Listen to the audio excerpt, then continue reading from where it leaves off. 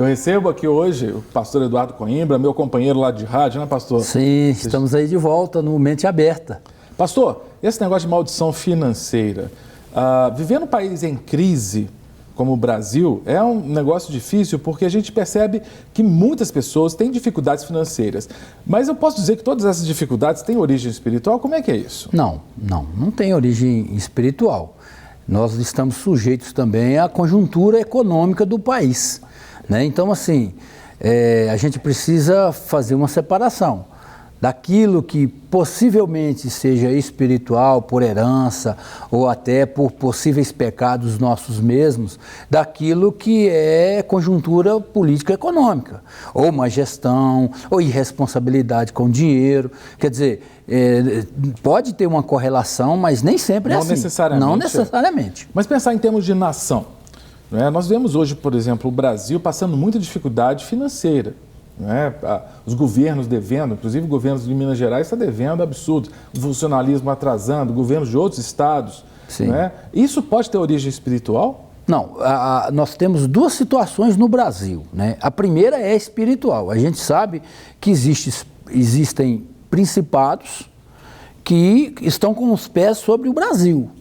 Isso não só na área financeira, econômica financeira, política, em relação à corrupção, em relação à imoralidade sexual, uma série de coisas, né? Isso é uma situação. Outra situação é a má gestão dos nossos governantes, que também levou o Brasil a essa situação que nós estamos. Pode ter uma correlação? Sim, pode ter uma correlação, sim. Primeiramente porque o Brasil está debaixo de um domínio de demônios, de principados. Isso vai refletir na nossa situação natural? Com certeza, nós sabemos que toda verdade é paralela. O mundo espiritual governa o mundo natural, então é possível sim. Mas e no nível individual? Não é? Muitas pessoas, por exemplo, vivem de maneira correta, são bons trabalhadores, acordam cedo, dormem tarde, trabalham e no final do mês sempre falta dinheiro, o salário nunca dá. Isso pode ser espiritual? Pode ser espiritual. Primeira coisa que a gente precisa olhar é a questão da nossa herança. Se tem alguma maldição hereditária, uma cadeia de repetição de maldição hereditária. E verificando isso, observando essa parte espiritual, se ocorrer assim, pode ser que vai refletir na vida da pessoa até a terceira e quarta geração. Deus fala que visita a iniquidade dos pais nos filhos até a terceira e quarta geração. E que iniquidade é essa? É muito amplo, pode ser inclusive na área financeira. Por exemplo, se é uma herança ou se eles têm um histórico de roubo, de furto, de corrupção, de ilegalidade, vai se manifestar. Essa potestade, esse principado, esse demônio, ele vai se manifestar na vida da pessoa. Quer dizer que se o meu bisavô fez uma coisa errada, sobra para mim? Biblicamente é possível. Rapaz, mas e aí, o que eu posso fazer? Quebrar a maldição. Como que eu quebro essa maldição? Levando até a cruz. A cruz de Cristo é a base do cristão para eliminar todo e qualquer resquício ou qualquer sinal de maldição nas nossas vidas. Ele que levou as nossas maldições na cruz, pelos nossos pecados. O sangue de Jesus na cruz foi também pelas nossas maldições, pelos nossos pecados e para nos garantir a salvação. Então o remédio qual é? Cruz de Cristo. Quer dizer, então, renunciar e apresentar a cruz de Cristo, submeter ao sangue de Jesus. Mas eu posso fazer sem ter convicção de que foi um bisavô, um vô que fez isso, pastor? Como é que é isso? Não, poder fazer você pode, porque não vai fazer mal nenhum. Né? Não vai te causar mal nenhum se você cismar, se você não tiver certeza e quiser lançar todas as suas ansiedades, todas as suas dores, todos os seus medos, né?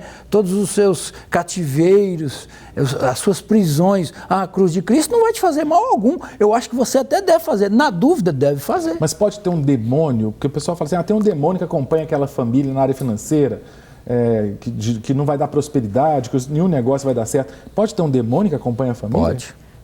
E aí, como é que faz com o demônio? Pode. Aí, chegando na sua geração, por exemplo, você vai à cruz de Cristo, confessa os pecados dos seus antepassados. Não que Deus vai perdoar o pecado de quem já morreu. Não é isso, a gente sabe biblicamente.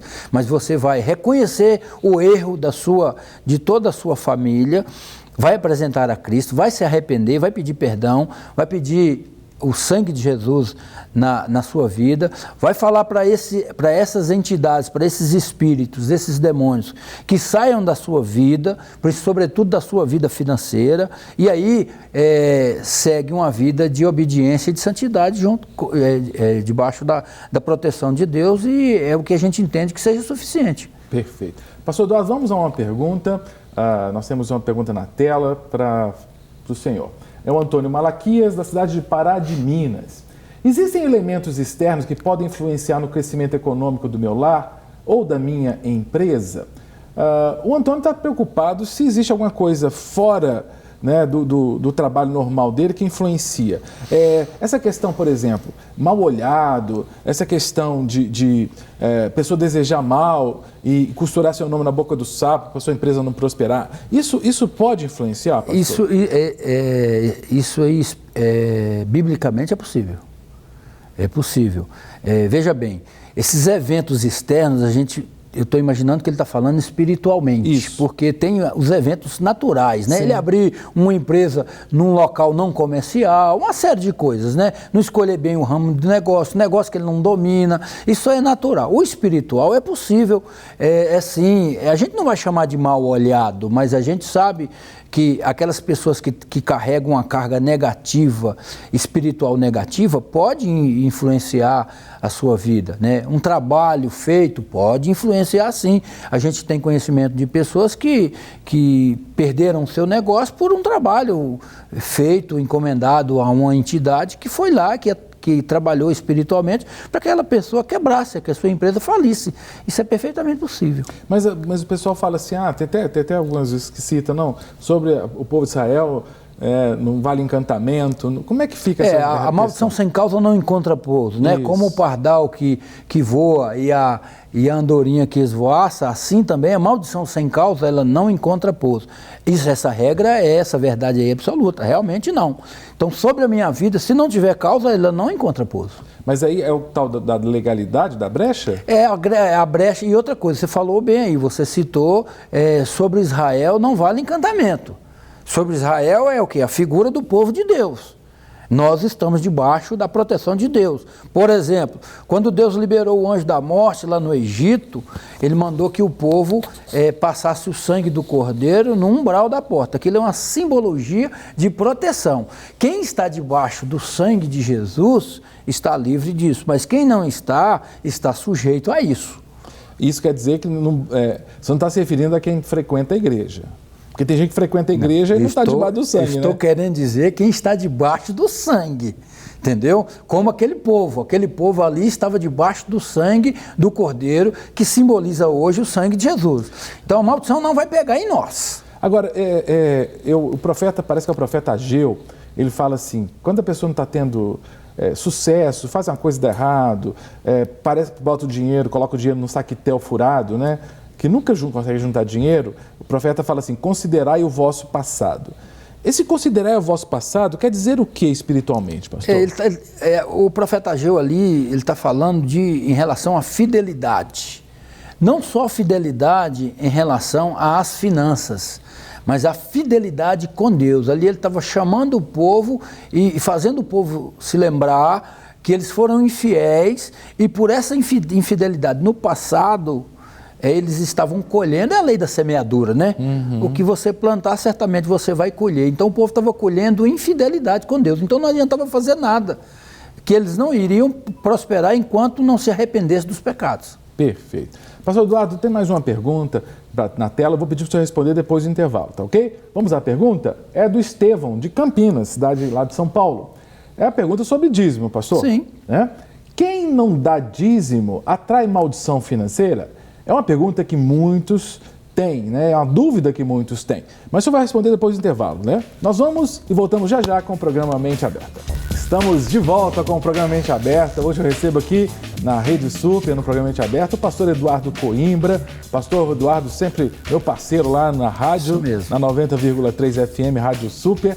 E hoje nós estamos conversando sobre maldição na área financeira.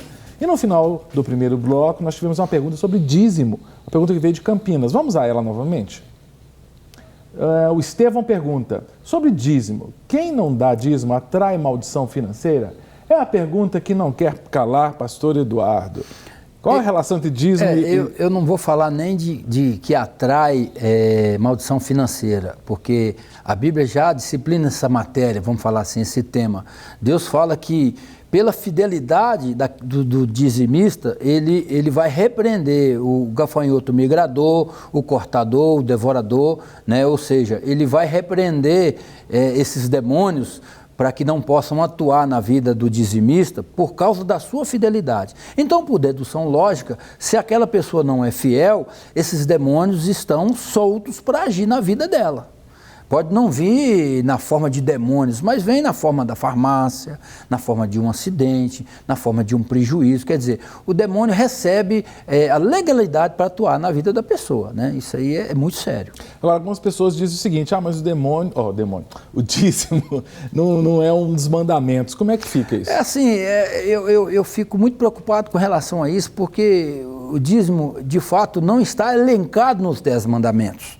Mas o dízimo é um mandamento de Deus. Trazei todos os dízimos à casa do Senhor para que não me falte mantimento. Para que não falte mantimento na minha casa. É um mandamento de Deus. Não está elencado naqueles 10 mandamentos de Moisés. Mas é um mandamento de Deus, sim. Agora, o senhor falou, outro dia no rádio, o senhor falou um negócio interessante, que além de ser uma orientação clara das Escrituras, né, de não reter, como é que é isso, o dízimo do entro, do cominho? É um questionamento, porque a Bíblia fala, né, aquelas pessoas que têm dificuldade com relação ao dízimo, elas falam que o dízimo só é previsto no Velho Testamento. Eu citei um texto, né, não me lembro a referência agora, mas quando Jesus foi interpelado pelos fariseus sobre a questão da lei, Jesus vai e fala com eles, olha, vocês dão o dízimo do hortelã, do endro e do cominho, e não observam a lei. Deem o dízimo do endro, do hortelã e do cominho e cumpram também a lei. Então eu estou entendendo aí que Jesus estava autorizando, ele estava reforçando o comando do Velho Testamento em relação ao dízimo. Jesus ele estava ali destacando a importância de dar o dízimo tanto quanto cumprir a lei. Quer dizer, dar dízimo é cumprir lei de Deus. Né? Ficou bem claro, pelo menos fica claro para mim. E você contou uma experiência interessante, porque antes de morar em Belo Horizonte, o senhor trabalhava no interior, não é isso? Nasci no interior.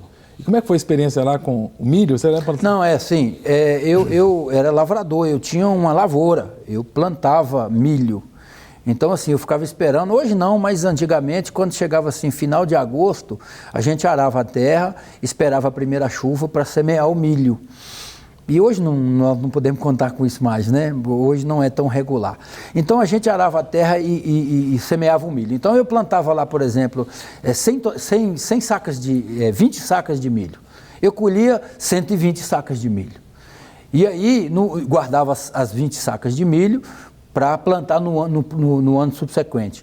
E aí trabalhava, vendia, comercializava as 100 sacas de milho. No outro ano eu ia lá e plantava as outras 20 sacas de milho e colhia também as 120 sacas de milho. E aí, se eu quisesse colher mais, eu plantava as 120 sacas de milho e na outra safra eu colhia 240 sacas de milho. Agora, uma certa feita eu não pude plantar, eu negociei e comi as 240 sacas de milho. No outro ano eu não tinha o que plantar. Assim é o dízimo. Quando você não dá o dízimo, é como você comer a semente. É como se você comesse a sua semente. No próximo mês, você não vai ter como plantar, para colher. Porque você planta para quê? Para colher. Eu plantava 20 sacas de milho para colher em torno de 120 sacas de milho. Então, se eu não planto, não tem como eu colher. Então, o dízimo é uma forma que Deus nos dá, nos proporciona para nos abençoar em relação à área financeira. Então é algo que tem que ser observado com muita responsabilidade e seriedade. E quem não dá o dízimo certamente colhe.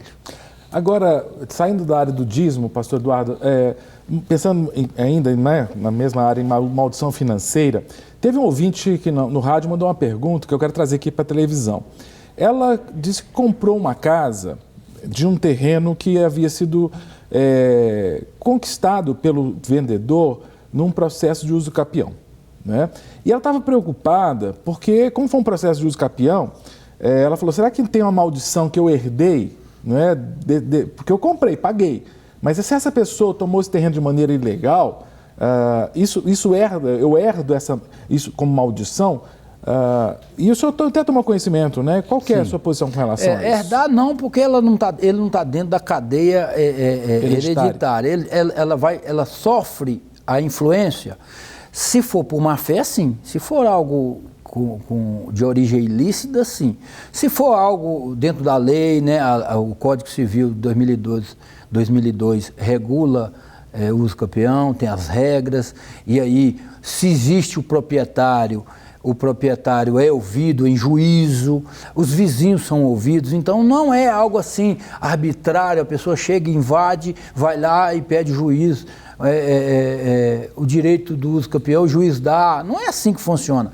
Então tem todo um procedimento e que o próprio proprietário, se ele existir, ele é chamado à lide e ele é ouvido.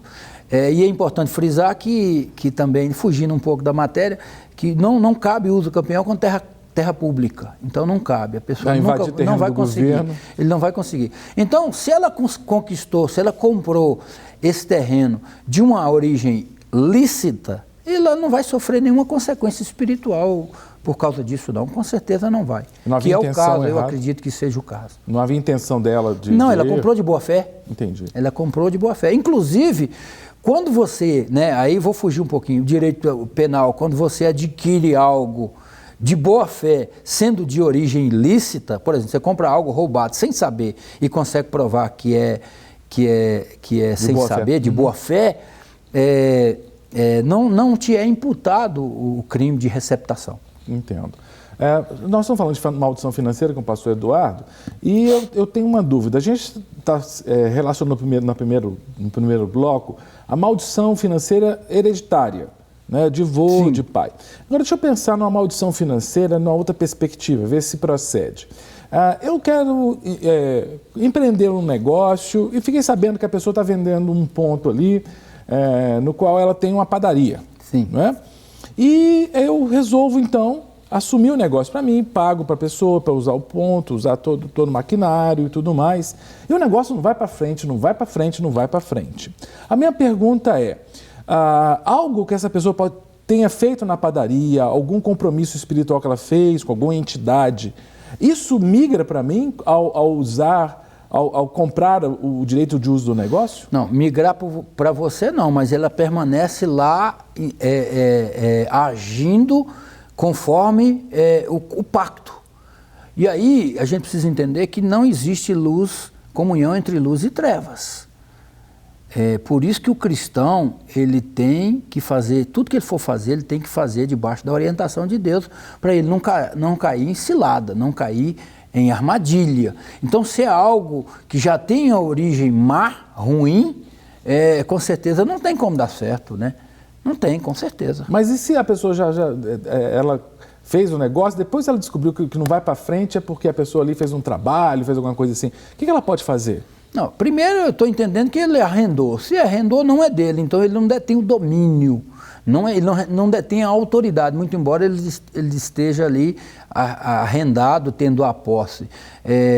O pacto foi feito de outro. Eu, nesse caso, nós estamos trabalhando aqui em hipótese, eu acredito que o ideal, então, seria que a pessoa desfizesse o negócio. Se ele quer tocar um negócio, ele busca de Deus uma orientação. Mas não tem jeito de fazer uma limpeza espiritual? Eu não posso fazer uma limpeza espiritual em algo que é do outro.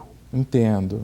É do outro. Por exemplo, alguém que tenha, por exemplo, a casa repleta de objetos, vamos falar assim, de pontos de contato, que é outra matéria que a gente trabalha, que são objetos impregnados de maldição, e você mora na mesma casa e o objeto não é seu, você não pode tirar. Ah, é? Não, você não tem autoridade sobre ele.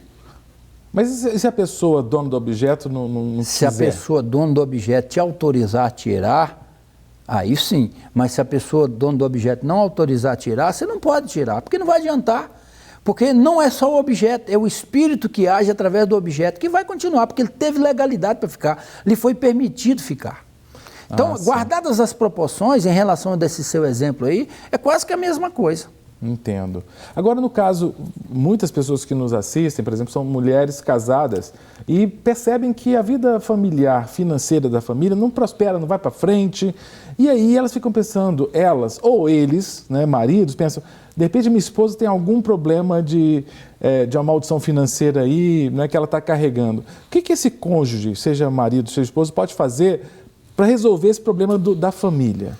Primeira coisa é colocar diante de Deus, né? A Bíblia fala que a nossa luta não é contra carne e sangue, então a nossa luta não é no campo natural. Se for espiritual, não adianta você aplicar remédio natural para doença espiritual, vamos falar assim. É lutar no campo espiritual. Se é com o cônjuge e ele não entende assim, ele não pode fazer muita coisa a não ser orar e através de uma oração intercessória para que Deus possa trabalhar na vida dele, para que ele fique liberto daquilo. E outra coisa, eles são um, né? Eles são um, é um casal, eles estão juntos. Então a oração dele ou dela vai ser ouvida no céu. Entendeu? É possível o cônjuge entrar nessa batalha pelo outro, né? Pelo outro. E transferindo da relação de cônjuge para empresários que têm um negócio em conjunto, se a empresa não vai certo, pode ser mesmo de um dos sócios o problema, e fazer o que nessa... Se for julgo desigual, é maldição mesmo. Julgo desigual é causa de maldição. Não tem comunhão de luz e trevas. Então o cristão não pode ter sociedade comandando, não pode. Os valores são diferentes. Entra debaixo da causa de maldição. E uma causa de maldição, um possível pecado na área financeira é não pagar imposto. Entendeu? Não pagar imposto é possível pecado na área financeira. A pessoa pode colher, sim, vamos falar assim, uma represária no mundo espiritual porque está sendo desonesto. Se eu estou sendo desonesto no meu negócio, como é que eu quero que o meu negócio... Como é que eu quero que Deus me ajude a prosperar num negócio desonesto? Não tem condição. Isso é lógico. E para alguém que não tem a Cristo, isso pode ser uma coisa normal, né? Normal. Um sócio normal. Né, ímpio então não vai ter um choque de luz e trevas. Perfeito.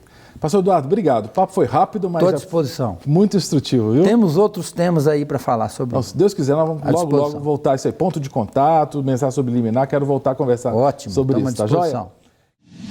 Para receber todas as novidades do canal, inscreva-se. E se curtir o vídeo, clique em gostei. Aproveite para acompanhar a Rede Super nas redes sociais.